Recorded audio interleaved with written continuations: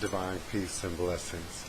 Many of you for some time have been requesting that I do more videos. And in a earnest attempt to catch up, if you will, on my video blog, today I'm going to share many facets of working with quartz crystals.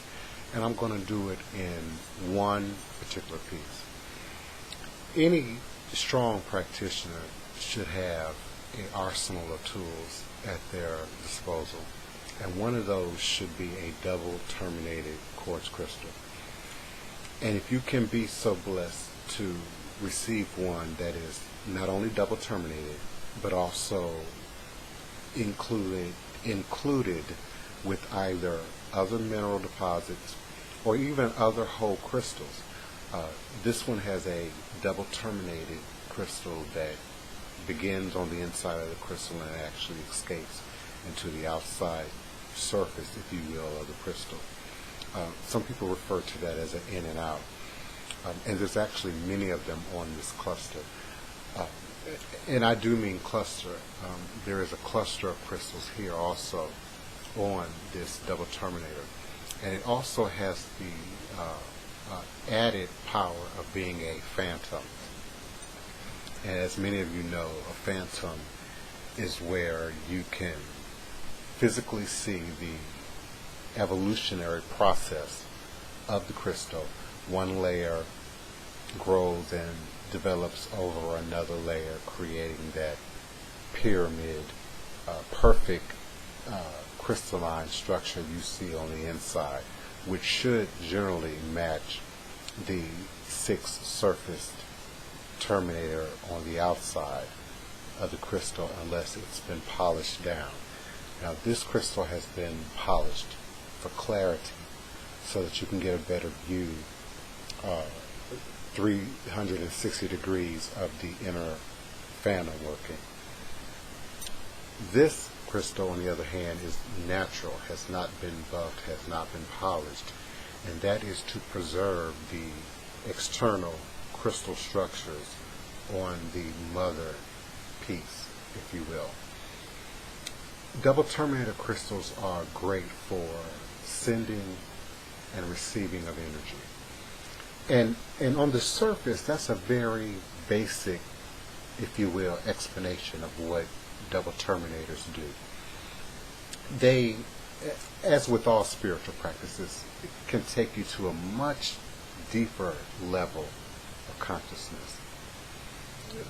We can all sort of understand and surmise our ability, both physically and spiritually, to draw in energy, but to also project energy. And there are many uses for that ability, both physically as well as with the enhancement of tools such as quartz crystal. Now, when you add the extra components, the extra attributes is probably a better word, of the clusters, of the in and out double terminators, of the single terminators that are all over the body of the crystal. It gives the crystal a multi-use, multi-purpose ability, if you will, to not only focus on just one thing, but many things, or group of many things, if you will, or more than one group of many things. The inner phantom work gives that extra ability to cross dimensional, interdimensional, intra-dimensional space. Now, many people choose crystals because they look pretty, for the size, whether it be large or small, such as the amethyst, to make jewelry, to adorn altars. But to really get into the inner working of gemstones, and particularly crystalline structures, you really have to go into transcendental meditation. And that is a beginning step to how we can really utilize these tools. And what I mean by interdimensional space, transcendental meditation is not only taking the physical structure of the crystal, but also the energetic structure of the crystal and making that a part of your inner experience. And you do that through practice. You do that through learning how to access and utilize the skills associated with transcendental meditation and other forms of guided, visualized meditation. But at a much deeper scientific, quantum metaphysical level. So it's not just in the purchasing and the collecting of the stones, but in then learning to attune to the stones through meditation, through attunement.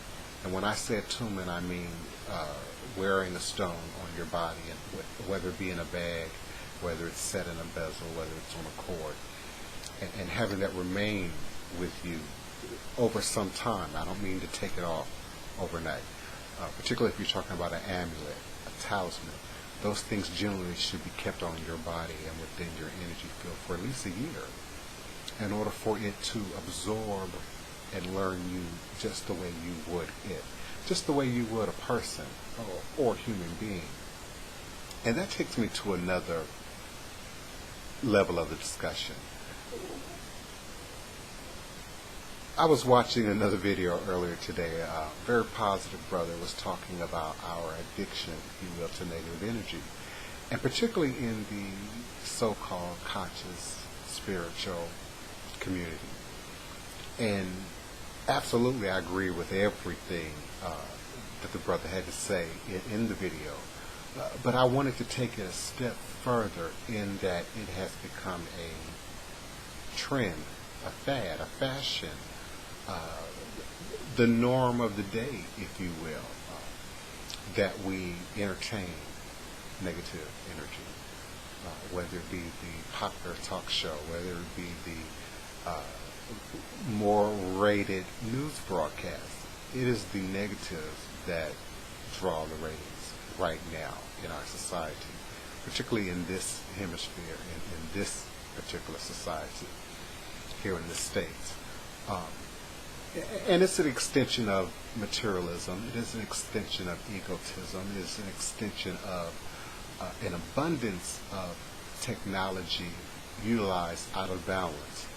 Many of you know I'm not anti-technology, but there's a balance, there's a purpose, there's a more purposeful usage for the technology than I think some of the things that we entertain ourselves with. And entertainment is great, but I think if you are spending hundreds of dollars or more on a piece of office equipment, business equipment, which is now our home entertainment system, music, TV, video, our children use it, our friends use it, we entertain ourselves, we communicate, but I think we forget about the more important usage of this equipment, which is the transmutation of knowledge, of wisdom, of experience, of positive. And sometimes that requires the negative. Even when we think of currency, ACDC, we have to have a balance. So when the negative becomes out of balance, then yes, we have a problem. The negative has become so pervasive, it can be predicted. It's in the advertisement, it's in the marketing, it's in the blogs, it's in the videos. Certain negative spins, if you will, are consciously interjected because they know you're weak to that. They know you're sensitive to that. They know you're seeking and desiring that because that is the tone of the day. Even when we look at our music, and I'm not talking about hip-hop or rap or gangster or anything like that, R&B, pop, a lot of that music has a negative message, a negative overtone, whether it's, revenge, whether it's, you did me wrong, so I'm going to do you wrong, whether it's, I don't care. There's a lot of songs and stories and storylines right now about I don't care. And the reality is, not only do we care too much about things that are not important. So, refocusing, that's where going within the structure of the crystals become important. Knowing the inner workings of the spiritual nature of the stone. I dare say the master teacher within the stone. And there are some stones, we refer to them as Devic stones, which do contain master teachers. But on some intra-dimensional level, multi-dimensional level, all of our stone tools have a messenger, have a speaking mechanism to them that teach us, that expand two directions, that expand our consciousness, open us up vibrationally, at the cellular level, at the vibrational level, at the energetic level, to greater frequencies, higher messages, and therefore higher ways of seeing and understanding things. So, having a double terminator of any size, but particularly if you're a practitioner, particularly if you're working with large numbers of people, groups, unknown energies, foreign energies, as readers often come in contact with, having the larger double terminators, and particularly if you have phantoms. We consider all phantoms to be master. The master stones represent the evolutionary process of consciousness, of growth, of experience. Those, like the layers in a tree, those layers within the quartz or the crystalline structure, because this does occur in citrine, this does occur rarely in amethyst, this does occur in other stones, but more predominantly in quartz, and clear quartz specifically. But you have a physical representation of the process of seeding, fertilization, growth, and then that evolutionary process of layer upon layer upon layer of experience. And in another video I'm going to talk more about phantoms, because they can be accessed just like a book, just like the Akashic records. And you can go into the layers, you can turn the pages, and you can go back in time, space, reality, understanding, awareness, and bring that clarity back into this dimensional space. There's a danger of bringing other things back into this dimensional space. It's as simple as living in the past. There are certain issues, certain energies of our past that should not be tampered with, that should not be removed, or you might be removing yourself. You might be removing your blessing of right now by attempting to go back into the past and redo something. That does not mean that we cannot go back and heal, seek clarity, seek understanding, and then bring that forward into our present dimensional space, our present awareness, our present consciousness. I know for some of you, these words, these phrases, this philosophy sounds complicated. And it's really not. It's complicated because we're not taught it. It's not expressed in our culture. It's not meant to be understood at a greater number within the overall population. Because all sorts of knowledge can be for our good, but it can also be manipulated and misused. So there's a reason for mystery systems. There's a reason for initiation into understanding, whether it be music, whether it be art, whether it be sciences of various types, athletics. There's an initiatory process that comes with the understanding of the basics, that comes with the understanding of what you're getting into, what you're dealing with, what you're creating from, what you're operating from.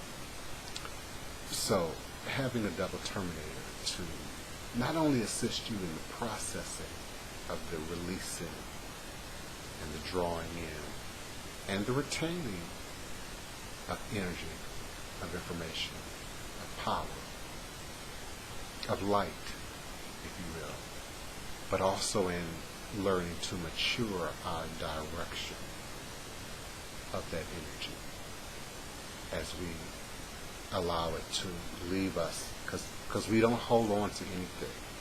It cycles back, just like our breath comes in, and then it cycles back into creation, our positive and our negative. And then we can do a whole video on karma and what that means and how that leads to our understanding of what karma is. We create and recreate all things, and it is in how we process, and it is in how we evolve that process, and how we transmute that energy into good or negative.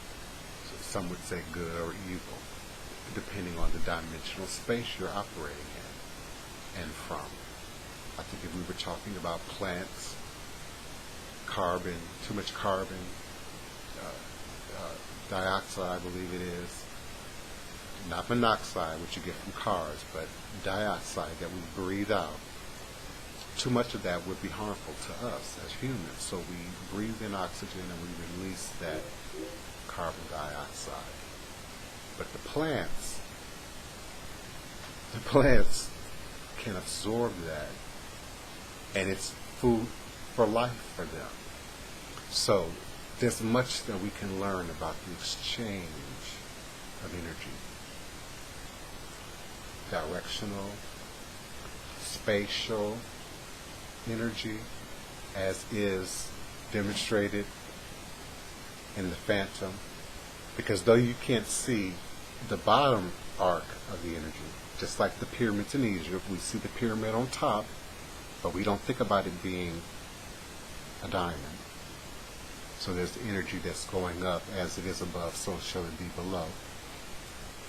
That science is still present with the quartz, whether it's double terminated or not.